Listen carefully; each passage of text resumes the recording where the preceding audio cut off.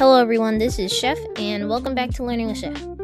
Today we're playing Kerbal Space Program, and the goal is to go from Kerbin, which is basically the Earth, Kerbin, all the way to the MUN, the game's version of the moon. Now, before we even get into launching anything, I had to start by designing the rocket itself. So the first thing I worked on was the command pod. That's where the Kerbal is going to sit during the mission. And then I started building the lander, which is what we'll actually use once we get to the MUN. Also, quick note, this is recorded gameplay, and I'm doing the voiceover afterward, so I can actually explain what I'm doing instead of just panicking while building this. But the reason I even came back to this game is because of the Artemis 2 mission. I'm very interested in space, and it kind of reminded me how cool space travel is, and I wanted to try doing something similar here. There was a sequel, KSP 2, Kerbal Space Program 2, and I actually played it. It was fun at first, but it didn't really go anywhere. It cost like $30, and the developers stopped updating it. And the whole community was pretty disappointed, including me. So now I'm back on the original game, and it still holds up pretty well. I'm enjoying it, and now I'm here making a video, my first gameplay video on the channel. So right here I'm focusing on building out this stage of the rocket. At this point I'm not really worrying about landing yet. I'm more focused on how I'm actually going to get everything into space. I'm just adjusting the structure, making sure everything connects properly, and thinking about how the different stages are going to separate later on. Because if you don't understand the plan out right now, your whole mission can fall apart mid-flight. So now I'm starting to work on the first few stages. This is what's going to help push us out of orbit and actually toward the MUN. I decided to go with the Rhino engine here because it's really efficient. We're getting really close now to finishing up this rocket. But now I can work on adding some wings to help us fly better in low Kerbin atmosphere. And now for launch. We're going to add some solid rocket fuel boosters. These are actually really interesting because once you turn them on, that's it, and you can't stop them at all. They just burn until they run out of fuel.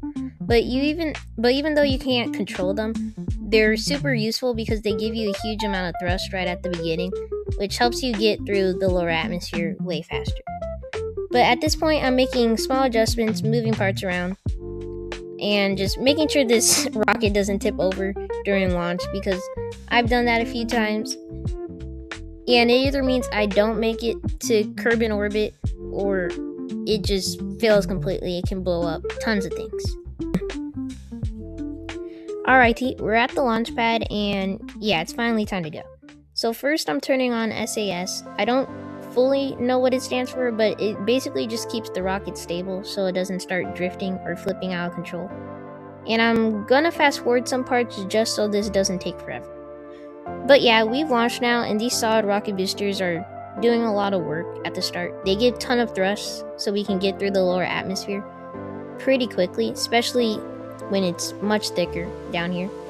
We're going up really fast now, and everything actually seems pretty stable. Also, I always thought the Kerbals look just funny to me, especially when I speed things up in my gameplay. They just start shaking around, and their faces look weird. They're like boxes, and it always makes me wonder, how did the developers decide on making them like this? Alright, so we just ran out of fuel in the solid rocket boosters, so we're going to detach those. And now we're fully on the main engines. So this is what's going to carry us the rest of the way into orbit. And as soon as that kicks in, I'm already switching over to the map view because now we can actually start planning our path. So I head straight into the maneuver nodes, and maneuver nodes basically show you what your orbit's going to look like if you burn at a certain point. And it lets you plan everything ahead instead of just guessing. It makes the game a lot easier. So I'm placing one down and adjusting it to start shaping our orbit. Because a clean orbit, just a nice circular orbit, makes it much easier to leave Kerbin and head towards the MUN. So now that I've adjusted that, I can start eventually boosting, and you can start seeing my orbit forming more of a circular shape. And now I'm not going to be able to just go back straight up and fall back down to Kerbin orbit or into the surface and crash. We switch stages again, and you can see the camera's kind of moving around a lot because we've actually reached Kerbin orbit now. So at this point, we're no longer just launching, we're fully in space, just circling the planet. Now I'm going to fast forward a bit until we get to the exact point where I need to burn for the MUN transfer. And just to explain what's happening, this maneuver I already set up earlier is basically showing me the perfect spot to fire my engines so I can leave Kerbin's orbit and heads towards the MUN. So now I'm just waiting for that moment to line up. You can see on the map view that my trajectory is already planned out, so I'm not really guessing anymore. And once I reach it, I'm going to start burning again, which is basically just firing the engine to change my speed and shape my orbit. And I'm doing that to head towards the MUN. So our burn is almost complete and we're about to finish it up soon. Right now at the time of this gameplay, I'm just trying to make tiny adjustments because once you get close to the MUN, everything gets a lot more precise. Even small changes can end up shifting wherever you end up. And yeah, space is huge, but the MUN is actually pretty small compared. So lining everything up exactly takes a bit of time. But there we go. I've got a pretty good orbit now, and that should bring us close enough for an encounter. So I'm just going to fast forward from here and let the game run the transfer. And as we speed up, you can actually see the MUN starting to get closer in the distance, slowly coming into view. As we're waiting, we eventually get a really good view of the MUN and Kerbin sitting right next to each other. And in the background, you can also see Kerbal, which is basically the sun in this game. And it actually looks really cool when everything lines up like this.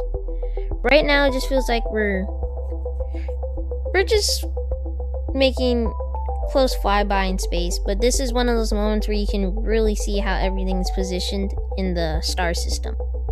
We can now actually start working on our next maneuver. At this point, I'm going to be doing a lot of fine-tuning to make sure we can get as close as possible to the MUN without any chances of colliding into a mountain that could intersect our orbit. Because one time I tried to get really low and I thought I was safe, but the MUN has a bunch of mountains that just can get in the way of your orbit. So that can be really bad. But once we get to where we have to, I'm going to start time warping and then we can start boosting. So now that our burn is basically complete, I just want to explain what the plan is from here. Right now, the goal with this stage is to slow ourselves down to around 200 meters per second. That's kind of a sweet spot where we're not flying too fast, but we also still have enough control to set up the next step safely. Once we hit that point, we're going to use the separator to detach the stage and switch over to the lander. And the lander is what's actually going to handle the MUN landing. It will take over the final descent, slow us down even more, and bring us safely to the MUN surface. This plan is to be as efficient as possible and keep the passengers safe. So yeah, this stage is basically all about control and slowing down at the right moment so everything lines up for a clean, safe landing. Although, you will see that we're gonna be landing on a slanted crater. So that's gonna be a bit of a struggle once we land. So I've now deployed and decoupled our lunar lander. Right now we're officially on the lander stage, and the first thing I'm gonna do is start slowing us down. You can actually see our old stage drifting away past us, and that's because we're slowing down relative to it. It's just gonna keep falling on its own and eventually crash into the surface. But we're safe in the lander as of right now. And honestly, that's exactly what we want. Separating nicely like this so we can focus on landing. As we keep slowing down, you'll notice the ship's starting to rotate more upright. That's because instead of moving mostly sideways in orbit, we're starting to drop more directly towards the surface.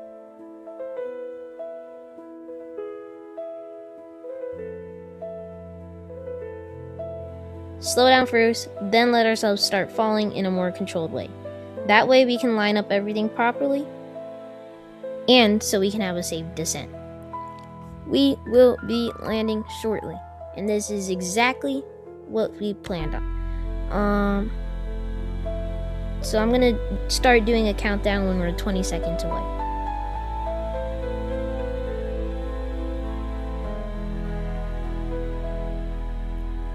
20, 19, 18, 17, 16, 15, 14, 13, 12, 11, 10, 9, 8, 7, 6, 5, 4, 3, 2, and 1.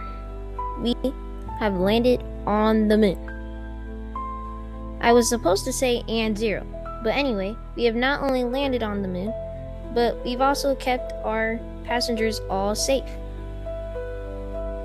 So now that we're actually here, the next part is getting back to Kerbin. From this point on, things are going to be a lot more chill. And while we're getting everything ready for the return, I kind of just wanted to talk a bit about space in general. Like, one thing that's always interesting is how empty space actually is. Lots of people don't realize. They think asteroids are like right next to each other, even at the asteroid belt, but it's not true. Even though we think of planets being close together, most of the solar system is just huge gaps of nothing. And the MUN itself is a good example, at least in this game. There's no atmosphere, no sound, nothing really moving unless you do something like land on it. Everything kind of just sits in the place unless gravity pulls on it. And gravity in space just runs everything. It decides how we orbit, how we land, and how we get back out again. And that's actually what makes returning tricky. You always have to think about how much speed you need to escape in one body and falling into another. And body, I mean like celestial body, like the MUN and Kerbin. And it's kind of interesting when you think about it, because in space you're not really going up or down the way you think of it on Earth. It's just all different paths through gravity. Alright, so I did a quick time warp, and now we're actually going to detach from the lunar lander and leave just the command module, because it was getting really bright red. Well, that looks way worse than I thought it would. It's just flying away now. I think it's gonna be okay. So I know that was kind of a fake reaction, but when I actually was playing the game, I did have that exact reaction. Trust, I promise. I was originally recording everything live, so when the lander just randomly turned red and then exploded, I was just sitting there like, why did that even turn red? Because then it just went away and I was like, oh, it's fine. And then it just blew up. It is so random. But aside from that, now we're getting really close to Kerbin. We're in the high atmosphere at this point, and we should be landing shortly. There's only a few minutes left in the whole mission now. Right now we're starting to burn up a bit as we re-enter, but luckily we do have a heat shield on this craft, unlike the lander, so we should be okay through most of this. You can see our trajectory changing a lot. Our apoapsis is dropping fast, and we're now on a full collision course with Kerbin. And at this point, we're just trying to survive re-entry and the descent, and we do have parachutes, so we will be okay. Well, if the parachutes function and come out at the right time. I was planning on landing in the water. I think it's more realistic, like in real life, to what NASA does. But it did seem like at the time that we were gonna slow down enough to where we just landed on that small island there. But we actually didn't, and it did exactly what I wanted it to. And we were able to see the land as we were landing. We didn't go too far past it or land on it. So from now on up until the end of the video, and when we land, it's just gonna be completely quiet. And I just wanted to thank you guys so much if you've made it this far. Please like and subscribe if you enjoyed the video, and goodbye.